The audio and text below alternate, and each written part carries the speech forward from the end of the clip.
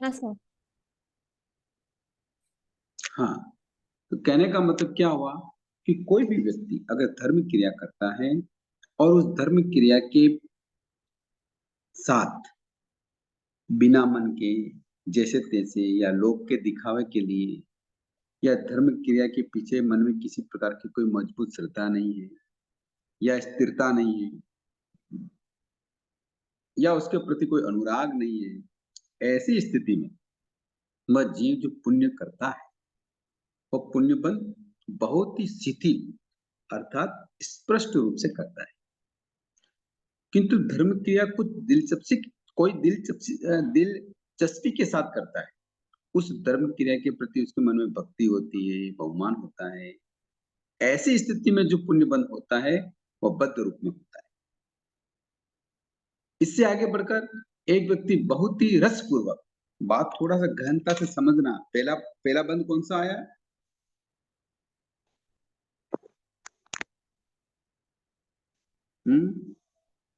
पहला बंध कौन सा बताया?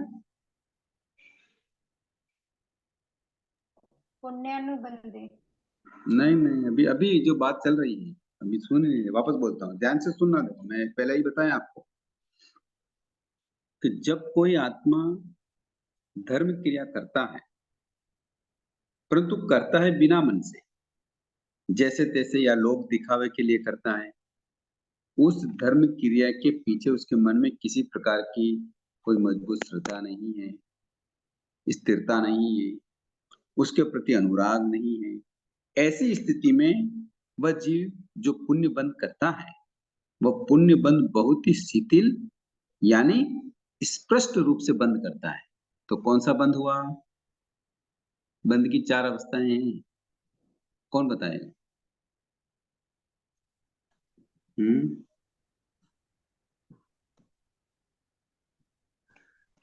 कौन बताएगा? हम्म देखो, कोई बात समझ में नहीं आई फिर। बंद की 4 अवस्थाएं कौन सी? प्रकृति, स्थिति, अनुभाग। नहीं नहीं, ये नहीं। नहीं तो अच्छा, वो ये तो इसके प्रकार हो गए। अच्छा, पुण्यानुबंधी पुण्य। नहीं नहीं, बताओ दीपमाला जी। सर मिच्छामी दुक्कड़म कल की क्लास मैंने अटेंड नहीं करी तो मुझे नाम कल के क्लास का कोई प्रश्न ही नहीं है, मैं तो प्रश्न जनरल पूछ रहा हूँ कि कर्म बंध की 4 अवस्थाएं हैं, कौन सी अवस्था है? रुचि जी बताओ, जल्दी से बताओ, टाइम खराब मत करो।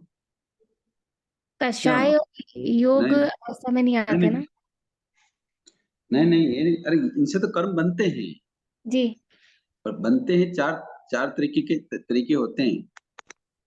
बनने के बाद जो प्रकार होते हैं वो तो प्रकृति, स्थिति, अनुभाग, रस हो गया। जी पर बनते हैं 4 तरह से, और बनते हैं योग और कषाय से। जी। रुचि जी नहीं है क्या? निकल गए? चलो कोई बात नहीं, मैं बताता हूँ वापस, ध्यान से सुनो, वापस सुनो, मैं बोल रहा हूँ उसी में है शब्द, आपको याद आना चाहिए। देखो वापस बताओ, देखो केवल सुनने से कुछ नहीं होगा, समझने से होगा। समझ रहे हैं आप? वापस बोलो, बहुत अच्छी बात बता रहा हूँ। इस चीज में इतनी गहनता छुपी हुई है कि हम कर क्या रहे हैं ये पता लगेगा। कि जैसे कोई व्यक्ति धर्म क्रिया करता है किंतु बिना मन के, जैसे तैसे या लोग दिखावे के, धर्म क्रिया के पीछे उसके मन में किसी प्रकार की श्रद्धा नहीं, स्थिरता नहीं, उसके प्रति कोई अनुराग नहीं, ऐसी स्थिति में वह जीव पुण्य बंध करता है। वह पुण्य बंध बहुत ही शिथिल यानी स्पृष्ट रूप से बंद करता है। तो पहला बंध कौन सा आ गया? स्पृष्ट बंध हो गया। आई बात समझ में? अब आगे चल कि किंतु धर्म क्रिया, कोई कोई जीव धर्म क्रिया कुछ दिलचस्पी के साथ करता है। उस धर्म क्रिया के प्रति उसके मन में भक्ति या बहुमान होता है। ऐसी स्थिति में जो पुण्य बंध होता है वह पुण्य बंध होता है बद्ध रूप में। तो दूसरा कौन सा बंध आ गया? बद्ध रूप। बद्ध आ गया। इससे आगे बढ़कर एक व्यक्ति बहुत ही रसपूर्वक एवं उच्च अध्यवसायों के, अच्छे शुभ अध्यवसायों से तथा अत्यंत भक्ति, अत्यंत बहुमान के साथ वो धर्म क्रिया करता है। ऐसी स्थिति में जो पुण्य बंध होता है वो बहुत ही सुदृढ़ होगा, अर्थात वो नित्य रूप में बंद होगा। भाई बात समझ में? तो तीसरा सुदृढ़ पहले क्या होगा। हो गया? सुदृढ़ नित्य रूप में बंद होगा। नित्य रूप में। हाँ, तो पहला हो गया स्पष्ट, दूसरा हो गया बद्ध और तीसरा हो गया नित्य। इससे आगे नेतृत्व। चलते हैं। परंतु इससे भी विशेष तीव्रतम शुभ परिणामों से अत्यंत रस और उल्लास के साथ बहुत ही हार्दिक भक्ति और बहुमान से सिद्धांत अनुसार धर्म क्रिया करता है। बात समझना, सिद्धांत अनुसार जो धर्म क्रिया करता है तो पुण्यानुबंधी पुण्य भी अत्यंत सुदृढ़ रूप से बंधता है, जिसे शास्त्रीय भाषा में निकाचित पुण्य बंध कहा जाता है। तो पुण्य कर्म बंध की कितनी अवस्थाएं हो गई? दीदी से लिखा दे, कितनी साइन अवस्थाएं? कर दो। आवाज आ रही? कौन है? पेंसिल चाहिए।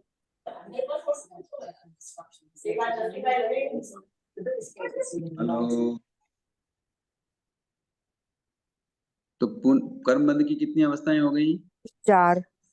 चार हो गई अवस्थाएं हो रही है। सब पुण्य बंध है, पर पुण्य बंध में कितने फर्क पड़ गए कि एक स्पष्ट रूप में बंद हो रहा है, दूसरा बद्ध रूप में बंद हो रहा है, तीसरा निद्दत रूप में बंद हो रहा है, चौथा निकाचित रूप में बंद हो रहा है। समझ में आया बात?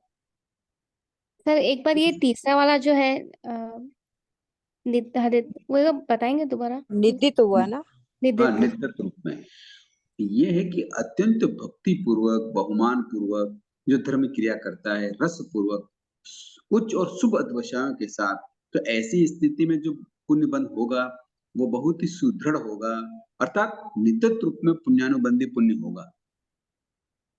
किंतु इसके भी आगे चलते हैं। अगर कोई तीव्रतम शुभ अध्यवसायों से अत्यंत रस और उल्लास के साथ बहुत ही हार्दिक भक्ति और बहुमान से और सिद्धांत अनुसार, यह शब्द सुनना, सिद्धांत के अनुसार यानी धर्म, भगवान ने जो धर्म बताया उसके अनुसार जो धर्म क्रिया की जाती है वो पुण्यानुबंध भी अत्यंत सुदृढ़ रूप से बनता है और उसको शास्त्रीय भाषा में निकाचित पुण्य बंध कहते हैं।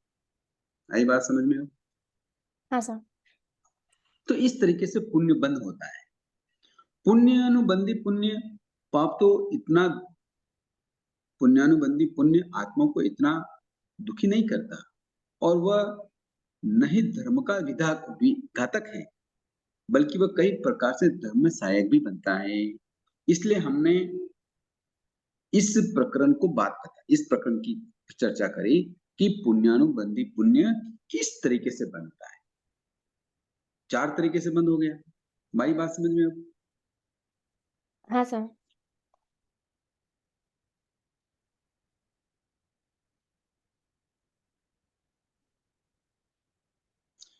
इस विषय में एक बात और स्पष्ट रूप से समझ लेनी चाहिए कि जिस क्रिया से कर्म बंध हुआ हो उससे विपरीत क्रिया करने से वह कर्म छूट जाता है।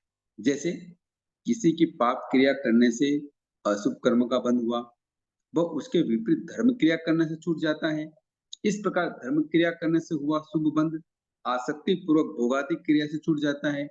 कोई व्यक्ति दया, दान, सामायिक प्रतिक्रमण, तप, जप, शील पालन, स्वाध्याय, व्याख्यान श्रवण आदि तमाम धर्म क्रियाएं करता है, परंतु करता है बिना मन से, बिना रस से, केवल दिखावा के लिए या औपचारिक रूप से, अर्थात तो धर्म स्थान में आया और किसी ने कह दिया कि अमुक धर्म क्रिया कर लो, इसलिए बिना मन से देखा देखी करता है, तो उस धर्म क्रिया से उसे स्पष्ट रूप से पुण्य बंध हुआ। इसके विपरीत किसी व्यक्ति ने पाप क्रिया की, परंतु लाचारी से, विवश होकर, किसी के दबाव या भय से, बिना मन के, खेद पूर्वक निरुपाय होकर अमुक पाप क्रिया उसे करनी पड़ी, ऐसी स्थिति में उसे जो पाप बंध होगा वह भी स्पष्ट रूप से होगा। बात समझ में आ रही है?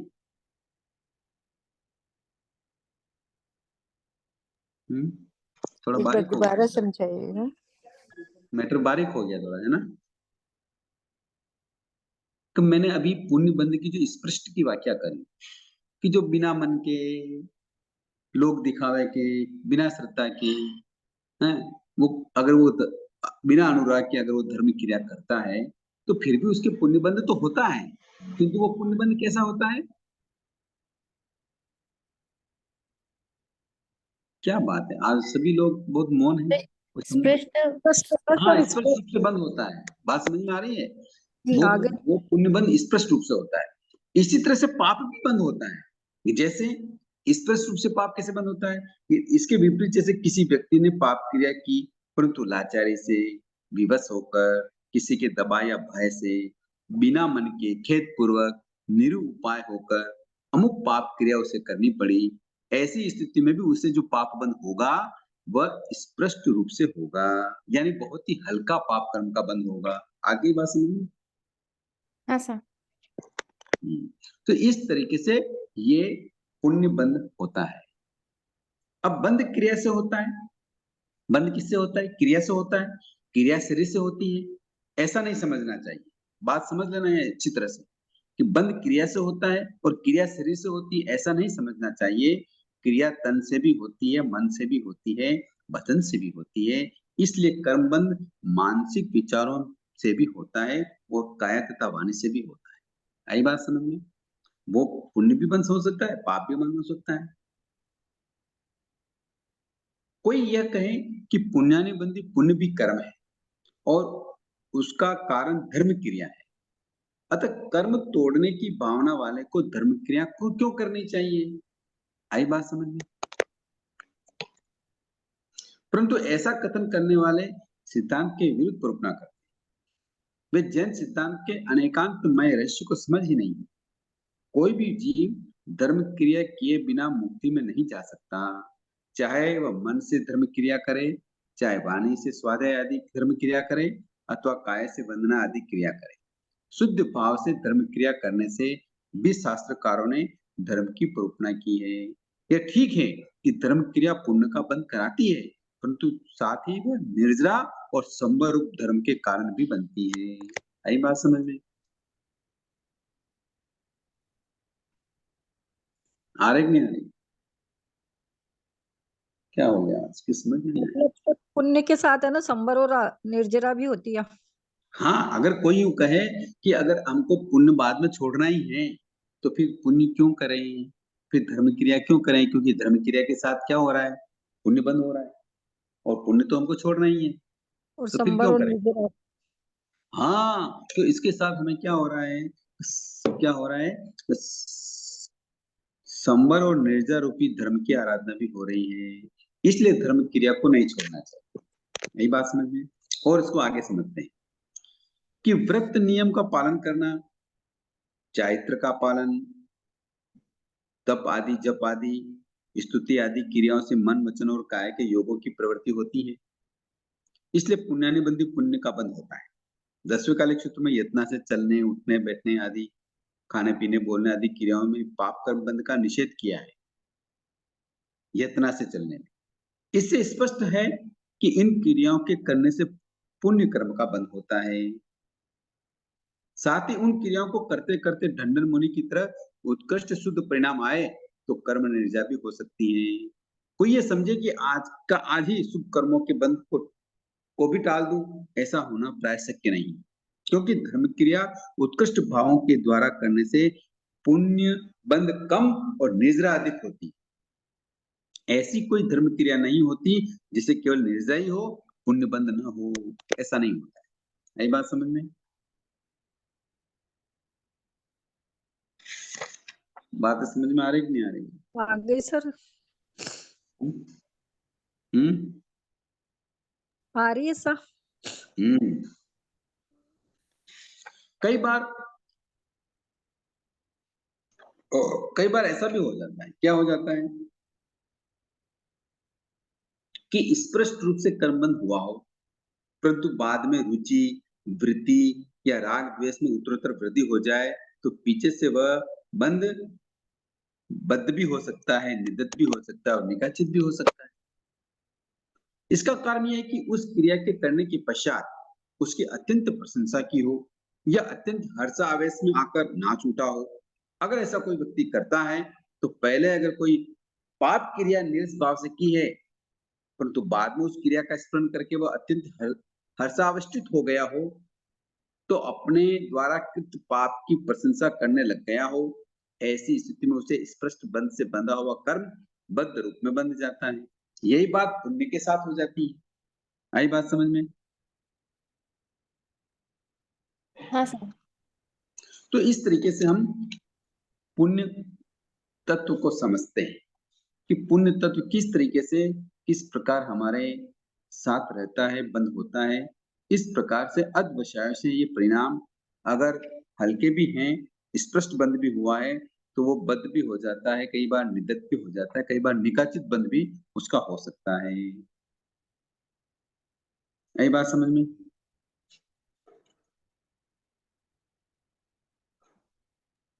सर ये रोज में पाप एक बार एक बात पूछिए, पाप के तो दो ही तरह बताए अभी, वो स्पष्ट और बद्ध।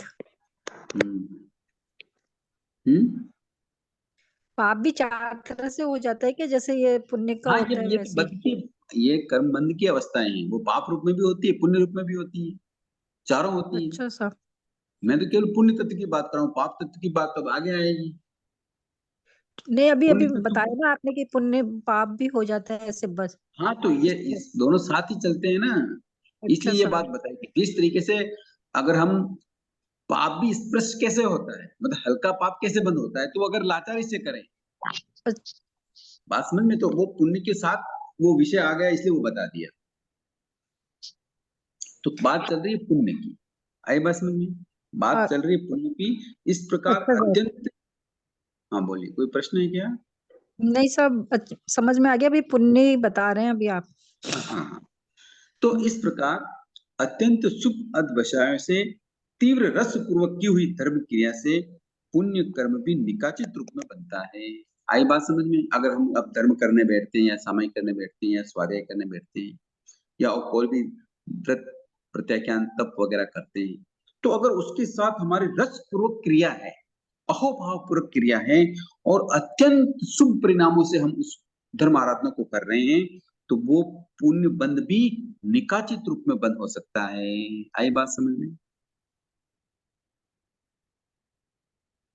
किंतु सर। कई बार क्या होता है कि हम धर्म स्थानक में जाते हैं, सामायिक वगैरह या प्रतिगमन वगैरह या कोई भी प्रवचन वगैरह सुन के आते हैं, और बहुत ही जाना है डेली रूटीन से, लोग कहेंगे लो आप हमारे साहब आए, प्रवचन में भी नहीं आते हैं क्या, प्रतिगमन में नहीं आते, व्याख्यान में नहीं आते, क्लास में नहीं आते, आना चाहिए। तो अगर लोगों के दिखावे के कारण वहां अगर हम जाते हैं, तो उस समय जो पुण्य प्रकृति का बंध हुआ, वो कौन सी प्रकृति का बंध हुआ? वो स्पष्ट वाली का। स्पष्ट बंद हुआ। ओके, अब स्पष्ट बंद करके हम वापस घर आ रहे हैं, घर आ रहे हैं, रास्ते में हमको कोई मिला, कहो बहन जी आप कहाँ गए थे? अरे वो कहीं नहीं, मारा सा आया देखा है, जो देखना जाना पड़े, मजबूरी है, नहीं जावा तो समाज में बैठा, हाँ कई लोग कई कहेगा। तो वो स्पष्ट बंद भी क्या हो गया, नष्ट हो गया। आई बात समझ में? वो पाप रूप में परिवर्तित हो गया। नहीं बात समझ में आ रही? आ गई सब, उसका मतलब अपन ने और उसका वो कर दिया बुराई या क्योंकि उसमें रस ही नहीं पड़ा।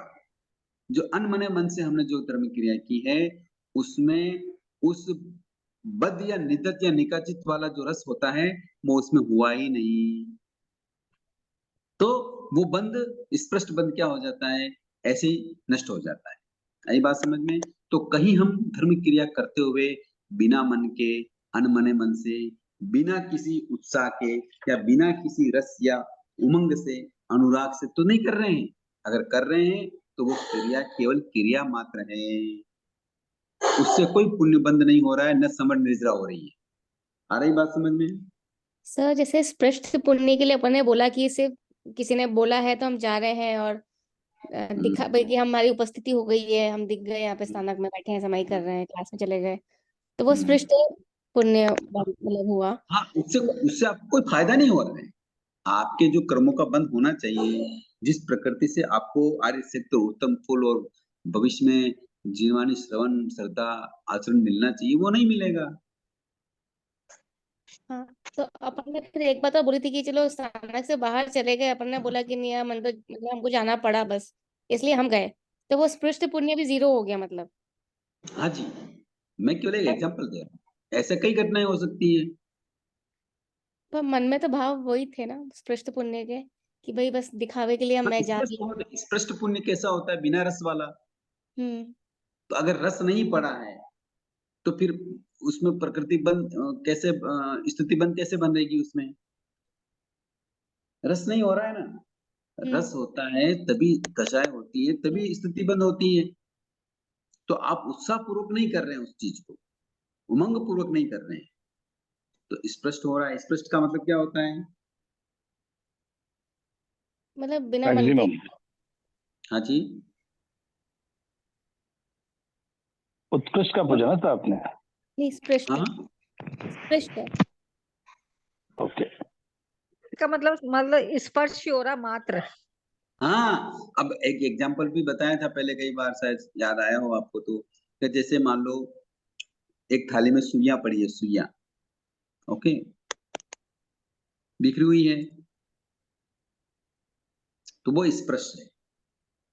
किंतु इनको पास पास में कर ली तो बद हो गई, और उनको सबको समेट कर एक धागे से बांध दी तो वो क्या हो गई? निदत हो गई। किंतु उसको लोहे के तार से बांध के गर्म कर दी तो क्या बन गया? वो काचित। गोला बन गया, निकाचित बन गया। तो इस तरीके से हम अगर बिना मन से, अनमने से, बिना उत्साह उमंग के और बिना अनुराग के, श्रद्धा के अगर वो कार्य करते हैं तो उस कर्म प्रकृति का बंध का क्या होता है? स्पर्श बंध। किंतु यही धर्म क्रिया हम तीव्र रस पूर्वक करते हैं, शुभ अध्यवसायों और शुभ परिणामों के साथ करते हैं, तो धर्म क्रिया से पुण्य कर्म प्रकृति निकाचित रूप से बंध जाती है। उसका फल भी उदय आने पर भोगना पड़ता है। पाप की तरह व्यक्तिगत पुण्यानुबंधी पुण्य की स्थिति भी शादी शांत है। पुण्यानुबंधी पुण्य व्यक्ति को स्वर्ग आदि सद्गति प्रदान कराता है, लौकिक सुख सुविधाएं तथा तद अनुकूल सामग्री भी प्राप्त होती है। परंतु यदि वह व्यक्ति उसमें आसक्त हो जाता है या अधिकाधिक भोग विलास की वांछा करता है तो पुण्यानुबंधी पुण्य के बदले वही बंध पापानुबंधी पुण्य के रूप में भी परिवर्तित हो सकता है। यही बात समझ आ रही कि नहीं आ रही बात?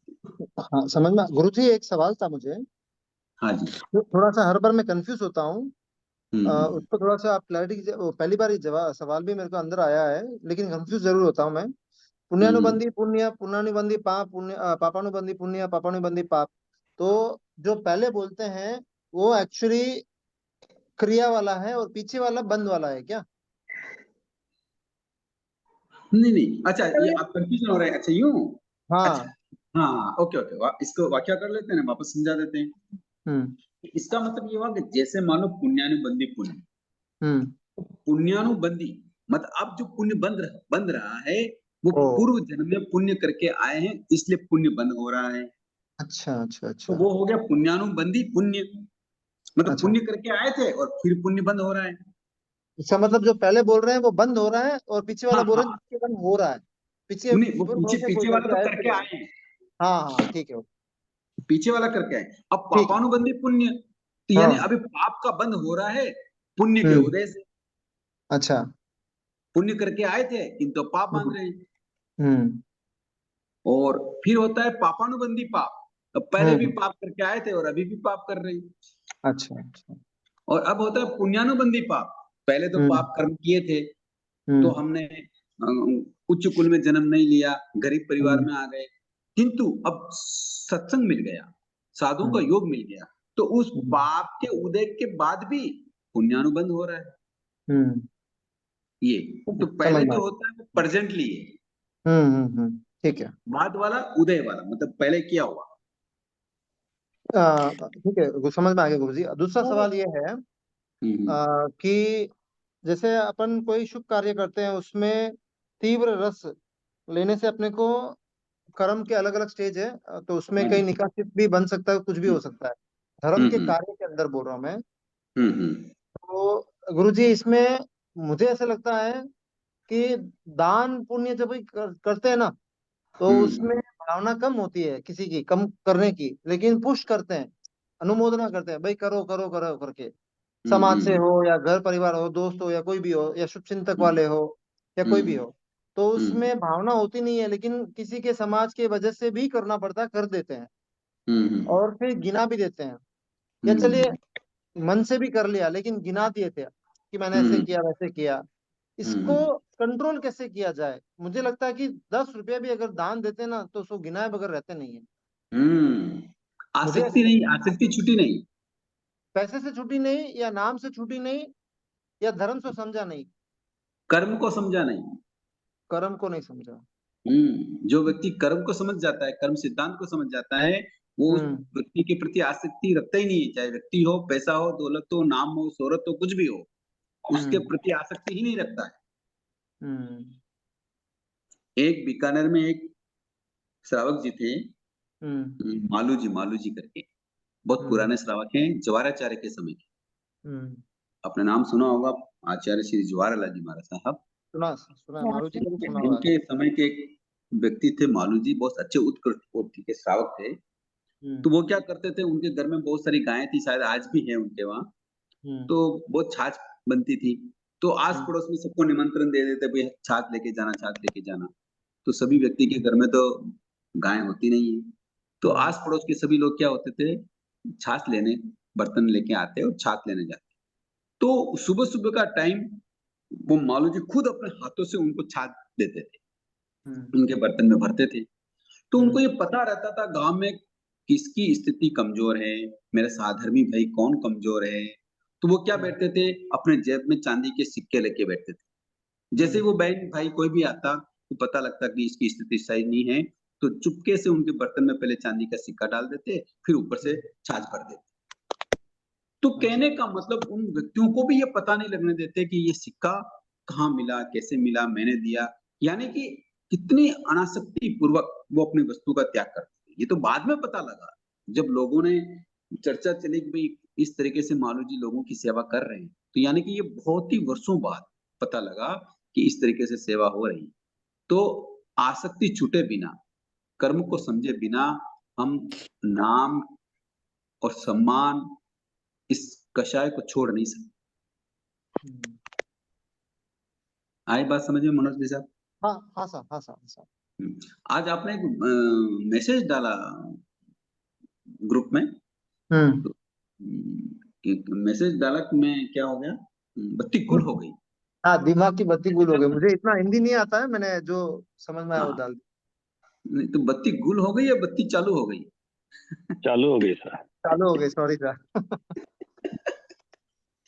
मैं सुबह पढ़ा मैंने उसको, तो मैंने कहा गुल कैसे हो जाती, बत्ती तो चालू होनी चाहिए, गुल तो है ही है। हिंदी इतनी आती है सर, चेन्नई से है हम। हाँ नहीं, ओके, मैं तो एक थोड़ा ऐसा मजाक के रूप में बोल दिया। आज एक चिंतन चल रहा था सर, तो उसका थोड़ा सा मुझे जवाब दीजिए ना।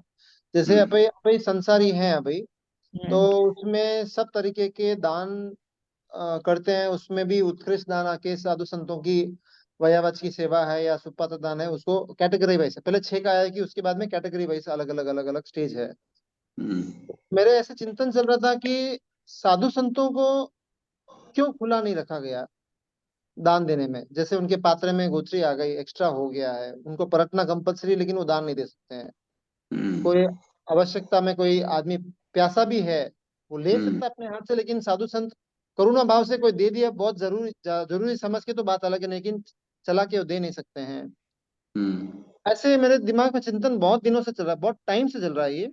बट आज कुछ स्वाध्याय कर रहा था, तब एक तो अच्छा सा समझ में आया कि भगवान ने दो चीजें फर्स्ट पहले बताई है, 6 काया की रक्षा सबसे टॉप में रखा। सेकंड रखा है कि साधु संतों की वयावच की सेवा, और उसके बाद में नंबर अलग अलग अलग अलग स्टेज आते हैं।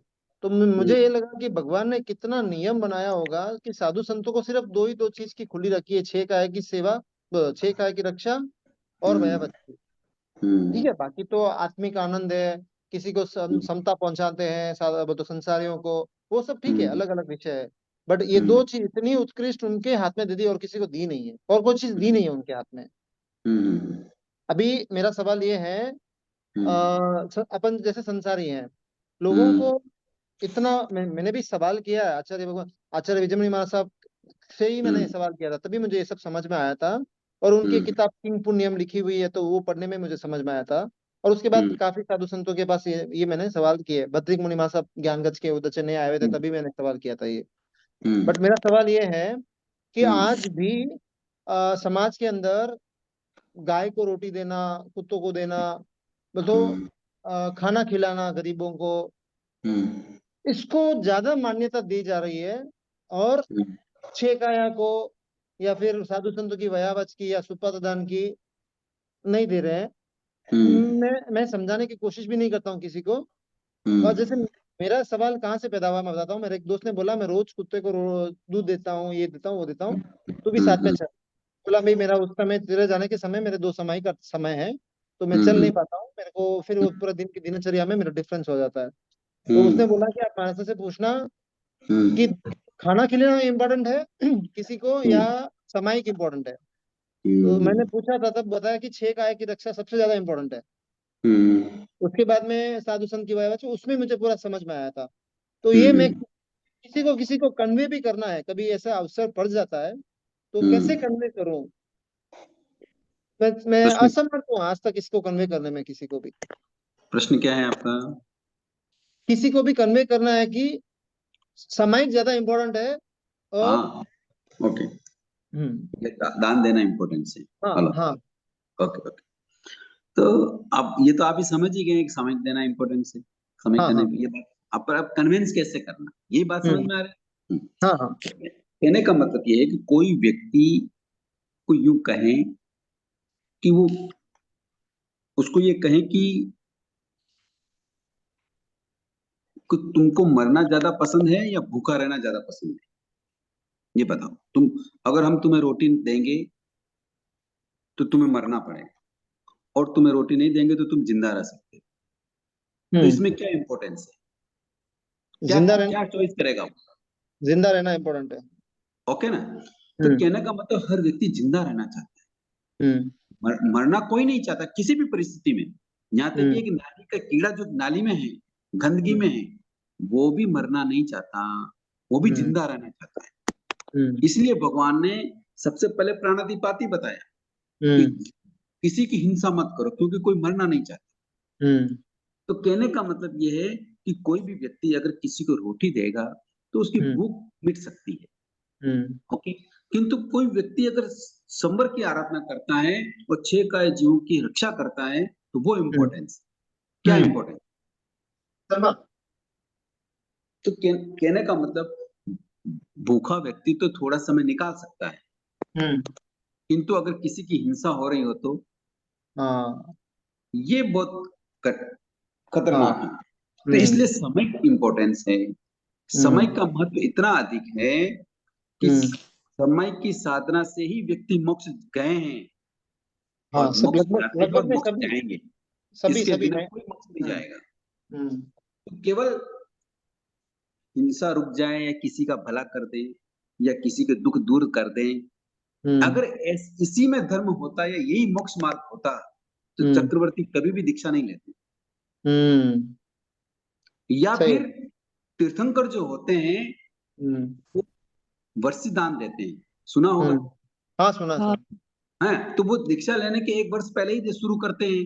हम्म तो अगर ऐसा दान देना ही इम्पोर्टेंस होता, इसी के द्वारा लोगों का दुख दूर हुआ होता, तो फिर जन्म से ही वर्षी दान देते हैं, वहां की कमी थी क्या? हम्म जब तक दीक्षा नहीं ले तब तक वर्षी दान देना चाहिए था, हम्म किंतु तीर्थंकर भी ऐसा दान देते नहीं, हम्म केवल वो 1 वर्ष भर भी देते हैं और वो भी 1 पहर तक ही देते हैं। हम्म अगर यही इम्पोर्टेंस होता तो हम्म सूर्य उदय से लगाकर सूर्य अस्त तक देते, हम्म ऐसा भी नहीं देते। हम्म और आगम में भी देखो, साधुओं के लिए भी देखो, तो साधुओं के लिए श्रावक उनकी संयम की क्रियाओं में सहायक होता है। हम्म उन क्रियाओं में भी अगर किसी व्यक्ति ने उनको ठहरने का स्थल दिया और एक व्यक्ति ने उनको आहार पानी दिया, तो किसको ज्यादा लाभ है? आहार पानी वाले को।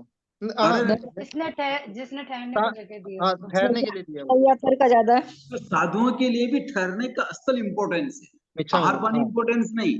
हाँ हाँ, सही है सर, सॉरी सॉरी। तो कहने का मतलब, क्योंकि अगर स्थल नहीं मिलेगा तो 6 काय जीवों की रक्षा कैसे होगी? तो कहने का सही। मतलब ये हुआ कि व्यक्ति भूखा रह सकता है, उसको को चलेगा, वो मरना पसंद नहीं करेगा। तो संयम की साधना, समय की साधना, 6 काय जीवों की रक्षा की साधना है। तो वो सही। रोटी देने से तो कई अनंत गुना बढ़ेगी। हम्म इस प्रकार हम कन्विंस कर सकते हैं। सही है, बहुत बहुत बढ़िया।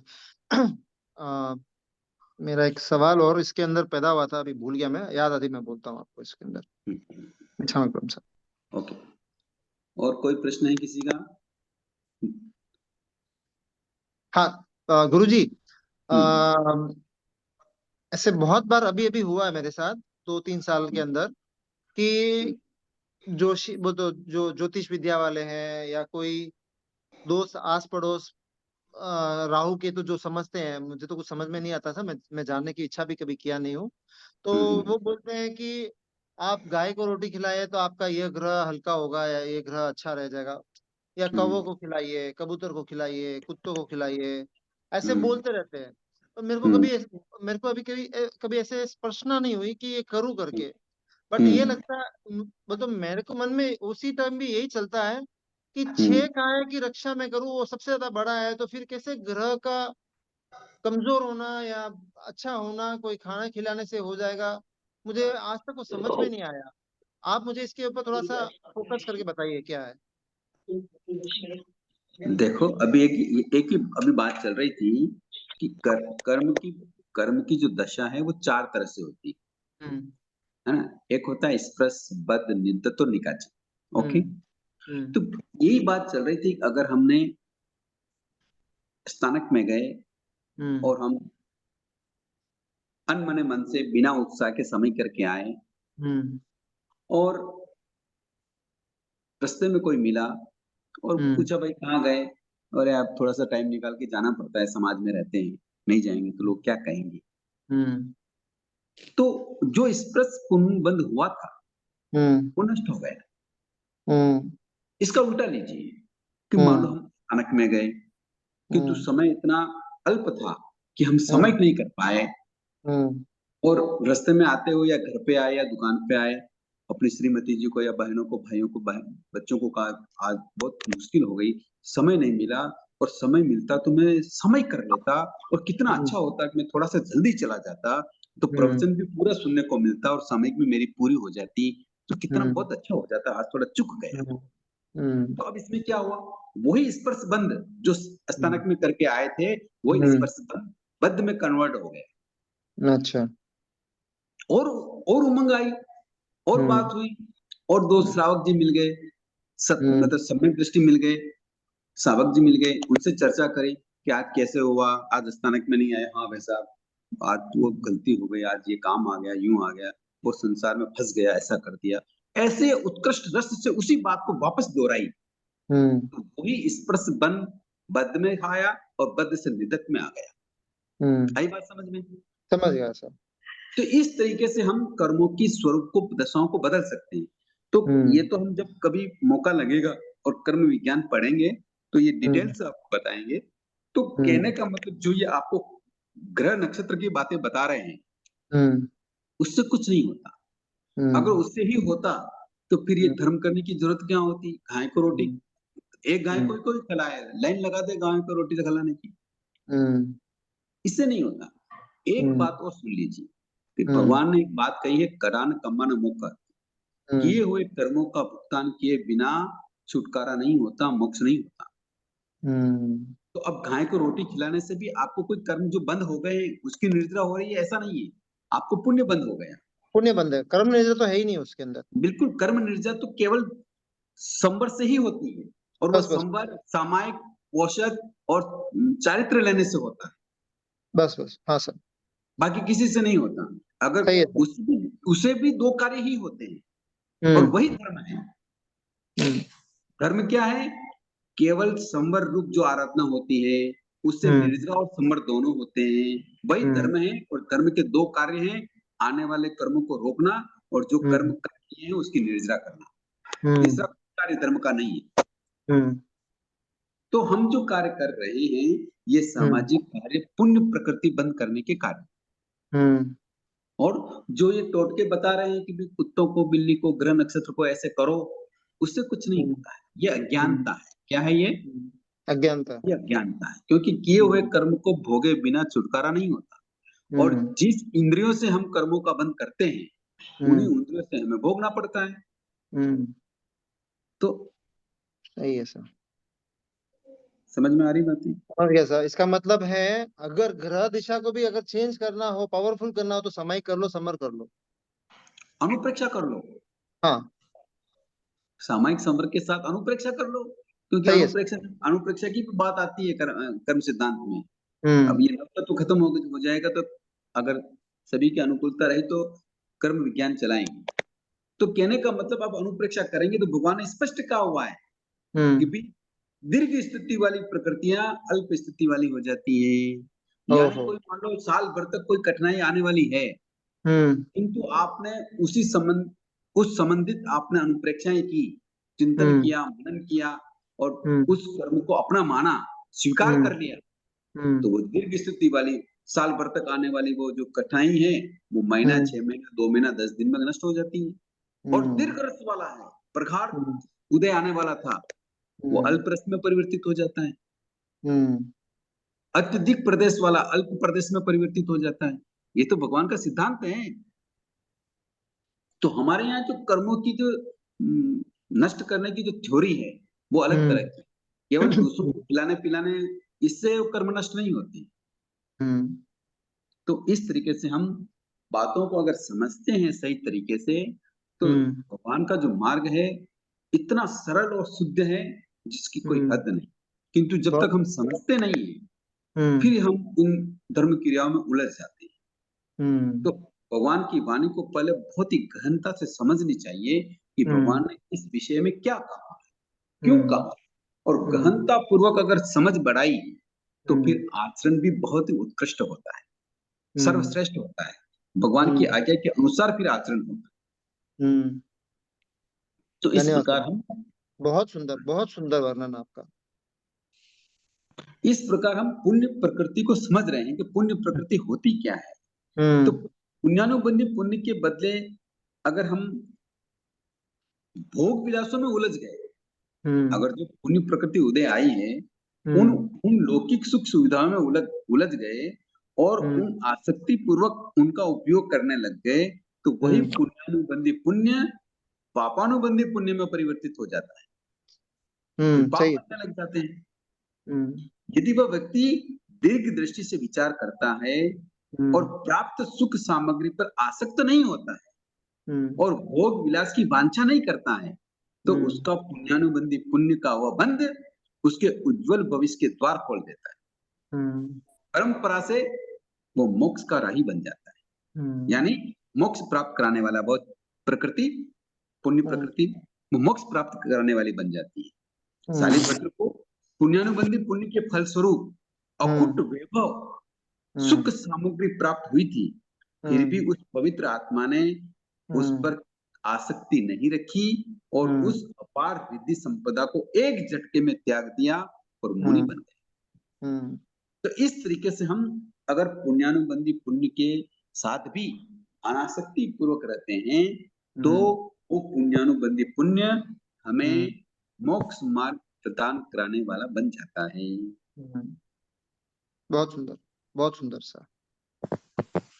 इसलिए मान लो कभी हमारे पुण्य प्रकृति का बंध भी अगर निकाचित हो जाए, तो उसको भोगने वाला बन जाए कि जैसे, क्योंकि निकाचित कर्म का अर्थ क्या है कि जैसे किया है वैसे भोगना। ओके ना? तो अगर पुण्य प्रकृति को भी कभी भोगने का अवसर मिल जाए तो कैसे भोगना चाहिए वो भी हम बता देते हैं। वो बताइए आप। हाँ जी, कि मान लो कभी निकाचित रूप से बंधे हुए शुभ कर्मों का फल आत्मा को भोगना ही पड़ता है, परंतु शुभ कर्मों का फल भोगते समय भी अहंकार, गर्व, मद, आसक्ति, लोभ आदि ना आए और संभाव रखा जाए तो भोग लेने के बाद वे सर्वथा छूट जाते हैं। परंतु अशुभ कर्मों के निकाचित बंध का फल भोगते समय हाय हाय करें, विलाप करें, आर्त ध्यान करें, नए कर्म का बंध बन जाता है। निकाचित रूप से अगर कर्मों का फल बंद हो रहा है तो हजारों लाखों वर्षों तक भी भोगना पड़ता है। फिर भले ही वह हाय तौबा मचाए, विलाप करे, लाखों में एकाध व्यक्ति ऐसा निकलता है जो निकाचित रूप से बंधे हुए पाप कर्मों का फल परिचय सहकर, क्षमा आदि 10-20 धर्म का आचरण करके, कठोर तपस्या करके, धर्म क्रिया की पवित्र अध्यवसाय से तन्मयता पूर्वक करके भोग लेता है। इन पवित्र उपायों से कदाचित निकाचित रूप से बंधे हुए कर्म भी नष्ट हो जाते हैं, परंतु ऐसा होता है कभी कभी, कथनचित होता है, हर कोई व्यक्ति ऐसा नहीं कर सकता है। तो इस प्रकार निकाचित बंधे हुए कर्मों को भी, शुभ कर्मों को भी हम बिना गर्व के, बिना मद के, बिना आसक्ति के, बिना लोभ के अगर उनको भोगेंगे तो नए कर्मों का बंध नहीं। आ रही बात समझ? बहुत सुंदर सर, बहुत सुंदर वर्णन दिया, धन्यवाद सर, बहुत बहुत। सर लेकिन जैसे अभी कभी कभी ऐसे भाव आ जाते हैं, मतलब कि अभी तो सब कुछ अच्छा चल रहा है, सारी पुण्यवानी तेज है, अपनी जोरों पर है, कोई तकलीफ भी है लेकिन फिर भी आराम से है अपन, मतलब सब कुछ, सब सुविधाएं हैं, तो वो डर रहता है कि यार ये कहीं खत्म नहीं हो जाए, मतलब वो भी चीज क्या रहती है। क्या खत्म पुण्य नहीं होगा? से पीड़ा है लेकिन पुण्यवानी इतनी प्रबल है कि हम आराम से उसको निकल रहे हैं, उस मतलब निकल रहे हैं। तो अगर ये डर है तो फिर आप आर्त ध्यान में हैं। श्रद्धा की कमी है। हाँ, आर्त ध्यान में है।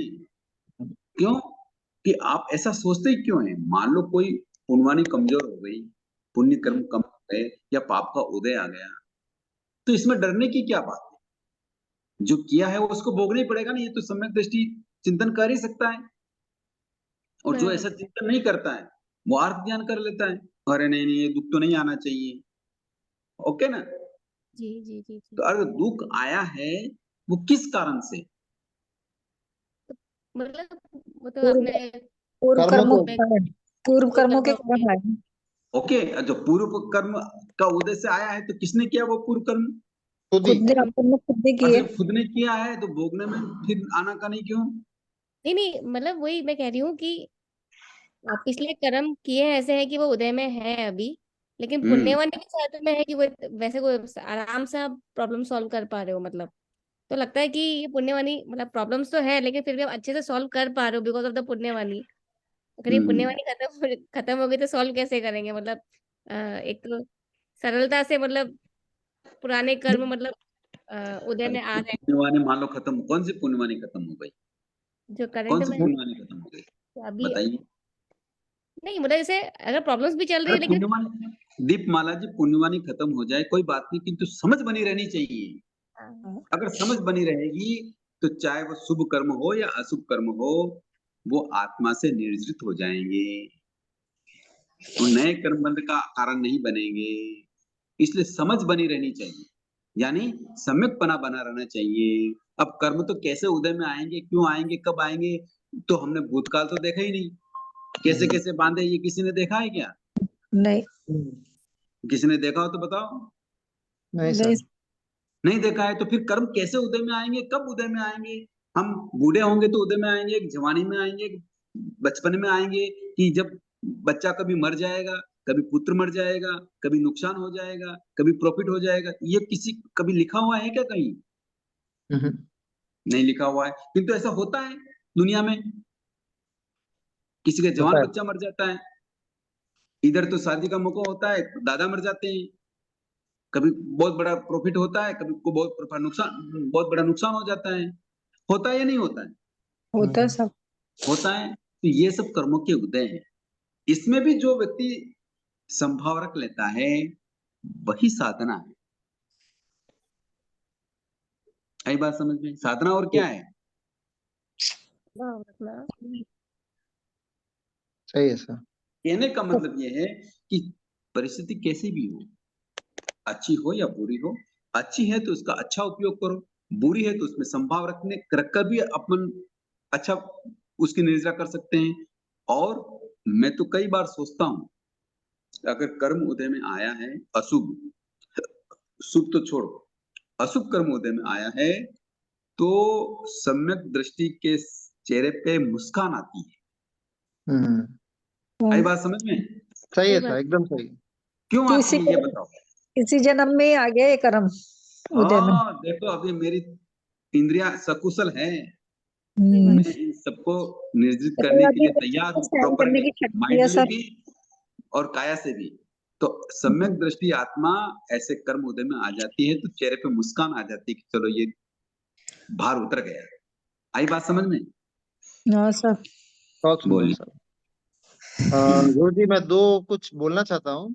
परसों की बात है, मेरी 5:50 की ट्रेन थी, 12 बजे रात को सोया उसके एक दिन पहले, 3:10 को नींद खुल गई और नींद नहीं आ रही थी।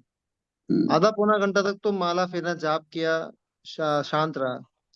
फिर 4 बज गई और ध्यान नहीं रहा कि मैं एक समय और कर लेता था ना करके। तो बोला कोई बात नहीं मनोज, जितना समय मिला है 40 मिनट मिला है, तो अभी 40 मिनट समर करके वस्त्र परिवर्तन करके सामयिक नहीं समर किया।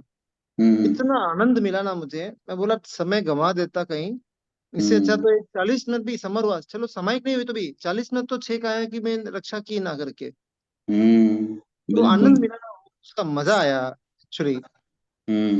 खुशी हुई अपने आप को कि चलो जागृत अवस्था में तो चल रहे हैं करके। बहुत बढ़िया। ये क्या है कि ये सब कैसा होता है कि जिसका दर्शन विशुद्ध होता है हाँ, और जिसका दर्शन विशुद्ध नहीं होता है वो ऐसे आत्मिक आनंद का अनुभव नहीं कर सकता। इसलिए हमारे जीवन में दर्शन विशुद्ध होना चाहिए और उसके लिए प्रयत्न भी करना चाहिए। अगर ऐसे धार्मिक कार्यों का आनंद लेना है तो आनंद वही व्यक्ति ले सकता है कि जिसका दर्शन विशुद्ध हो, बाकी नहीं ले सकता। बाकी तो मान कषाय में उलझ जाते हैं, अहंकार में उलझ जाते हैं, लोभ में उलझ जाते हैं, तो वो हमारी निद्रा का आनंद का प्रतीक नहीं बनता। क्योंकि दर्शन विशुद्धि वाला व्यक्ति इन बातों में उलझता नहीं, वो आत्मिक आनंद का अनुभव करता है। ओके। और गुरुजी, मैंने ना मेरी पूरी दृष्टिकोण जो चेंज हुई है जैन धर्म के प्रति, अभी कुछ 1-1.5 साल पहले मैंने कोई स्वाध्याय कही, किताब का नाम मुझे याद नहीं है, उसमें एक लाइन लिखा हुआ था कि निर्जरा कर्म, जब मुझे निर्जरा क्या होता है करके मैंने कम से कम 6 महीने चलाया है इस सवाल को साधु संतों के यहाँ पे और श्रावक श्राविकाओं के, मुझे निर्जरा समझाओ कोई, मुझे निर्जरा समझ में नहीं आया। बट एक लाइन ने मेरे पूरी मनोदशा को चेंज की थी। लिखा हुआ था कि विश्व के सभी धर्म के अंदर कहीं जैन धर्म को छोड़ के कहीं पे भी ऐसा कोई सिस्टम नहीं है जहाँ पे कर्मों की क्षय कर सकते हैं। सिर्फ और सिर्फ जैन धर्म में जो पूर्व वर्ग के कर्म किए उसको निर्जरा करने का अवसर यहाँ पे जैन धर्म में मिलता है। तो ये मुझे बहुत वो तो आत्मा को इतना स्पर्श हुआ। मैं बोला मनोज अभी कुछ जिंदगी में कुछ करना ही नहीं है, सिर्फ एक ही एक काम है बचा है जो है कर्म निर्जरा। एक चीज मेरे को समझ में आई थी। अभी कुछ और समय चला आगे, आचार्य भगवान का संदेश आया था, धर्म छोड़ने का समय आ सकता है, धर्म के अंदर लीन रहना और कर्मों की निजरा कर देना। कुछ समय थोड़ा सा और आगे चला, साध्वी जी ने भी यही फरमाया, धर्म को धर्म के अंदर लीन रहना। प्रमोद मणि महाराज साहब, हीरामणि महाराज साहब के बोलो हस्ती है, तो रतन तेशी के संघ के हैं, अभी सिरपुर में जो मासा, तो मैं दर्शन करने गया था, जोधपुर में जगह दर्शन करने गया था। पहली बार ही दर्शन किया और उनको थोड़ी मेरी घर की थोड़ी सी मेरी पर्सनल इशू का थोड़ा बताया था उनको। उन्होंने 2 मिनट शांत होके 2 मिनट के बाद एक लाइन बोली, मनोज जी पूर्व भव के कर्म उदय में आए हैं। उसके पहले की मेरी मनोदशा इतनी उत्तेजित था, इतना गुस्से वाला था मैं। तो उन्होंने बताया, उन्होंने एक लाइन बस उसी दिन उन्होंने बोला था कि मनोज जी मैं एक बात बोलता हूँ, ध्यान से सुनना इस चीज को, पूर्व भव के कर्म उदय में आए हुए हैं, इसको अगले भव में नहीं लेके जाना है। ये दिमाग में फिट कर लीजिए आप, इसी भाव में संभाव रूप से रह के कर्मों की निर्जरा कर लेना है और इसको समाप्त कर लेना आप।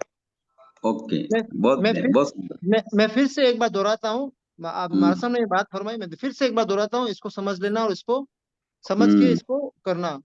गुरुजी मैंने जो मेरा शिफ्ट हुआ था ना, मुझे आज भी याद है, जनवरी 21 या 22 तारीख की बात है ये।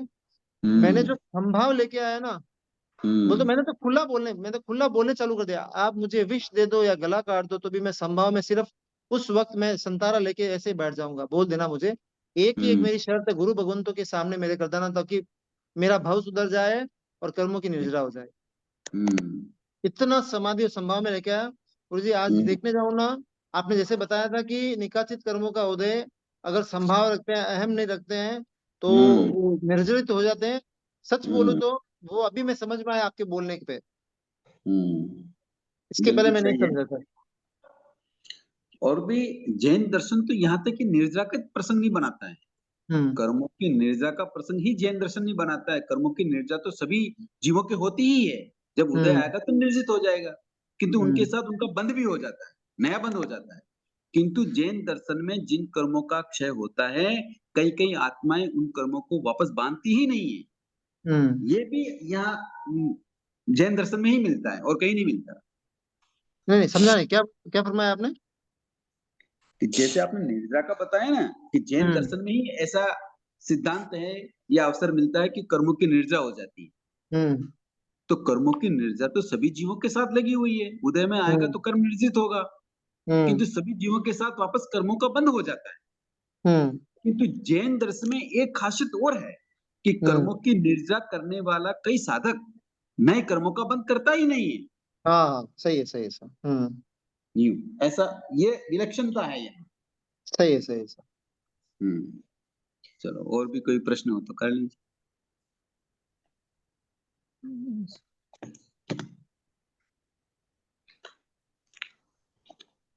आज तो रुचि जी क्लास में तो है पर मौन है, क्या बात है भी कि नहीं, केवल ऐड होके बैठ गए। चलो और किसी के प्रश्न है ऐसा?